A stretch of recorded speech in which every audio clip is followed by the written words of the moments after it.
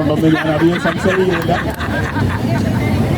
നമ്മൾ അവകാശങ്ങൾ നേടിയെടുക്കാനായിട്ട് വെയിലത്തും മഴയത്തും ഒക്കെ ഒരുപാട് ഇരുന്നിട്ടുണ്ട്. ഒരു നന്ദി പറയാനായിട്ട് അത്രത്തോളം ഇരിക്കേണ്ട കാര്യമില്ല. കാരണം നേരത്തെ ആസാദ് ചൂണ്ടിക്കാണിച്ചതുപോലെ ഇത് ഔദാര്യമല്ല, ഇത് അവകാശമാണ്. അതും ഭാഗികമായി മാത്രമേ ലഭിച്ചിട്ടുള്ളൂ എന്ന് നമുക്കറിയാം.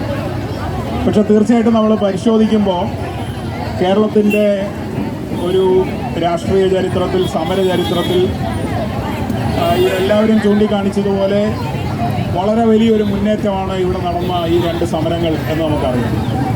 പല ജനകീയ സമരങ്ങൾ നടന്നിട്ടുണ്ട്. ഇതെടുത്തു കാണിക്കാൻ കാര്യം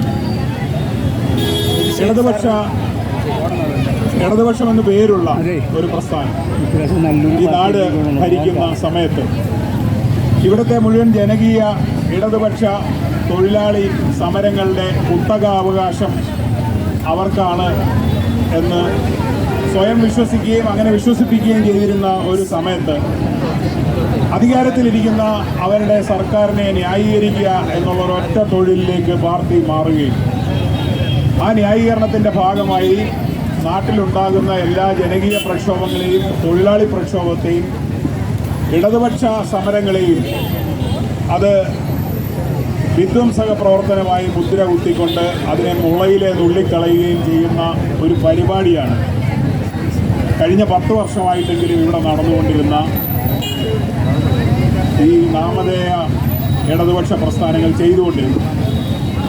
അതിനെ അതിജീവിച്ചുകൊണ്ട് ഉയർന്നു വന്ന, കേരളമെമ്പാടും നിറഞ്ഞു നിന്ന ജനങ്ങളുടെ പിന്തുണ ആർജിച്ച സമരമാണ് ഈ കേരയിൽ സമരവും ആശാസമരവും. ആശാസമരം അതിൽ നിന്ന് തന്നെ വേറിട്ട് നിൽക്കുന്നത് അത് സ്ത്രീ തൊഴിലാളികൾ നയിച്ച ഒരു സമരമാണ് എന്നുള്ളത് കൊണ്ട് കൂടിയാണ്. ആ സമരത്തിൽ മുന്നോട്ട് വെച്ച പല ആവശ്യങ്ങളുണ്ട്. എല്ലാം ന്യായമായ ആവശ്യങ്ങളാണെന്ന് നമുക്കറിയാം. ആ ആവശ്യങ്ങളിൽ ചിലത് ഇപ്പം അംഗീകരിക്കപ്പെട്ടിരിക്കുക.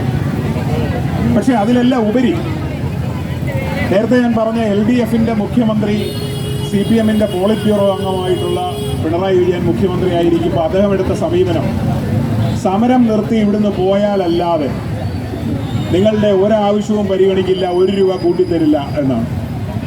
ചുരുക്കത്തിൽ അത് വേണമെങ്കിൽ ഔദാര്യം അല്ലെങ്കിൽ ഭിക്ഷ തരാൻ തയ്യാറായിരുന്നു.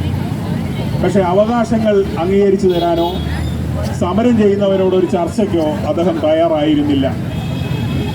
ആ സാഹചര്യത്തിൽ നിന്ന് മാറിയിട്ട് പുതിയൊരു സർക്കാർ അധികാരത്തിൽ വരുമ്പോൾ അവർ ഒരു നിവേദനം പോലും കൊടുക്കുന്നതിന് മുമ്പ് ഇത് അംഗീകരിച്ചു തരണമെന്ന് തീരുമാനിക്കുന്നുണ്ടെങ്കിൽ അതിൻ്റെ കാരണം വോട്ട് തേടി നാട്ടിൽ ചെന്നപ്പോൾ നാട്ടുകാരിൽ നിന്ന് അവർക്ക് കിട്ടിയ പ്രതികരണം ഇത് നാടിൻ്റെ ആവശ്യമാണെന്നുള്ള തിരിച്ചറിവ്. അതിനെ അംഗീകരിക്കുകയും ഈ സമരത്തെ അംഗീകരിക്കുകയും ഈ സമരത്തിൻ്റെ ആവശ്യം ന്യായമാണെന്ന് അംഗീകരിക്കുകയും അത് അംഗീകരിച്ചു തരുന്നതിൻ്റെ ഭാഗമായി മറ്റു പല പരാധീനതകൾ കൊണ്ട് ആദ്യ ഗഡുവായി 3000 രൂപ തരികയും ചെയ്യുന്നു എന്നാണ് ഇവിടെ പ്രഖ്യാപിച്ചത്. അതിലുള്ള സന്തോഷമാണ് നമ്മൾ രേഖപ്പെടുത്തുന്നത്. നേരത്തെ ശ്രീ ആസാദൊക്കെ ഇവിടെ ചൂണ്ടിക്കാണിച്ചതുപോലെ തീർച്ചയായിട്ടും അവകാശങ്ങൾ നേടിയെടുക്കുന്നിടം വരെ സമരരംഗത്തുണ്ടാകും എന്നുള്ള ഓർമ്മപ്പെടുത്തലോടുകൂടി വേണം നമ്മളിത് സ്വീകരിക്കുകയും അതിൻ്റെ നന്ദി സർക്കാരിനെ അറിയിക്കുകയും ചെയ്യാമെന്നുള്ളത്. ഒരു ജനാധിപത്യ സർക്കാർ പ്രവർത്തിക്കേണ്ടത് ഈ രീതിയിലാണ്. അപ്പോൾ നമ്മുടെ സർക്കാരുകളുടെ നഷ്ടപ്പെട്ടു പോയ ജനാധിപത്യ സ്വഭാവം വീണ്ടെടുത്തതിൻ്റെ ഒരു സന്തോഷവും കൂടിയാണ് നമ്മൾ ഇവിടെ ഇപ്പോൾ കാണിക്കുന്നത്. പല ആവശ്യങ്ങളുണ്ട്. NHMൻ്റെ അധികാര സ്ഥാനത്തിരിക്കുന്നവർ ഈ അധികാര ഗർവ് ഒരു പകർച്ചവ്യാധിയാണ്, അവർക്കും അത് ബാധിച്ചിട്ടുണ്ട്. അപ്പോൾ അവിടെ മനുഷ്യത്വമുള്ള ആശാപ്രവർത്തകർ ഉൾപ്പെടെയുള്ള ആരോഗ്യ പ്രവർത്തകരെ അവരുടെ റോളിനെ മനസ്സിലാക്കുന്ന ആൾക്കാർ അവിടെ വരേണ്ടതുണ്ട്. രണ്ടാമത് ഇവിടെ ചൂണ്ടിക്കാണിച്ചതുപോലെ തൊഴിലാളികളായി നിങ്ങളെ ഏവരെയും അംഗീകരിക്കേണ്ടതുണ്ട്. ഇത് നമ്മൾ പല സമരരംഗത്ത് നമ്മൾ ചൂണ്ടിക്കാണിച്ചതാണ്. ഇത് ചെയ്യേണ്ടത് സംസ്ഥാന സർക്കാരാണ്. അപ്പോൾ അങ്ങനെ തൊഴിലാളികളായി അംഗീകരിക്കുന്ന ഒരു വിജ്ഞാപനം സർക്കാരിൻ്റെ ഭാഗത്തു നിന്ന് ഉണ്ടാകും എന്നും കൂടി ഞാൻ പ്രതീക്ഷിക്കുകയാണ്. അതിനുള്ള സമ്മർദ്ദവും നമ്മൾ ചെലുത്തണം എന്നാണ് എനിക്ക് പറയാനുള്ളത്. അപ്പോൾ ഈ ആഹ്ലാദത്തിനിടയ്ക്ക് നമ്മുടെ മുൻ ധനകാര്യമന്ത്രി പറഞ്ഞു മലയെലിയെ പ്രസവിച്ചതുപോലെ ഇദ്ദേഹം പർവ്വതമായിരുന്നപ്പോൾ ഒരു കൊതുകിനെ പോലും പ്രസവിച്ചില്ല എന്നുള്ളതാണ് യഥാർത്ഥത്തിൽ നമ്മുടെ സങ്കടം. 1 രൂപ കൂട്ടിത്തരാനില്ല. മഴയത്തിരിക്കുമ്പോൾ ഇത് എങ്ങനെയും സമരം അവസാനിപ്പിക്കുന്നതിൻ്റെ ഭാഗമായി ഒരു 10,000 രൂപ പ്രഖ്യാപിച്ചാൽ തൽക്കാലത്തേക്ക് സമരം അവസാനിപ്പിക്കാം എന്നുള്ളത് അദ്ദേഹത്തോട് കമ്മ്യൂണിക്കേറ്റ് ചെയ്തിട്ട് അതിന് നിവർത്തിയില്ല എന്ന് പറഞ്ഞ ആളാണ് ഇതുവരെ എലിയാണ് എന്നിപ്പോൾ പറയുന്നത്. അതുകൊണ്ട് ഇവരുടെ വാക്കുകൾക്ക് യാതൊരു അടിസ്ഥാനവുമില്ല. അത് ജാള്യത മറയ്ക്കാൻ പറയാൻ വേണ്ടി പറയുന്നതാണ്. പക്ഷേ ഈ സമരം ഇതിലൂടെ നമ്മൾ നേടുന്ന ഒരു തിരിച്ചറിവും ഇത്തരം അവകാശ സമരങ്ങൾക്ക് വേണ്ടി, ഇടതുപക്ഷ സമരങ്ങൾക്ക് വേണ്ടി ഇനി നമ്മൾ ഏതെങ്കിലും ദല്ലാളുമാരെ കാക്കേണ്ടതില്ല എന്നുള്ളതാണ്. ഇവർ ചെയ്ത ഇത്തരം സമരങ്ങളെ അവഗണിച്ചു എന്ന് മാത്രമല്ല, ഇത്തരം സമരങ്ങളിലൂടെ നിങ്ങളെ അവകാശങ്ങൾ നേടിയെടുത്ത് തരാമെന്ന് പറഞ്ഞ് തൊഴിലാളികളെ സംഘടിപ്പിച്ച ട്രേഡ് യൂണിയൻ പ്രസ്ഥാനങ്ങളുണ്ട്. ഈ ട്രേഡ് യൂണിയൻ പ്രസ്ഥാനങ്ങളെ മുഴുവൻ വന്ധ്യംകരിച്ചു എന്നും കൂടി ഉള്ളതാണ് ഇവർ ചെയ്യുന്നത്.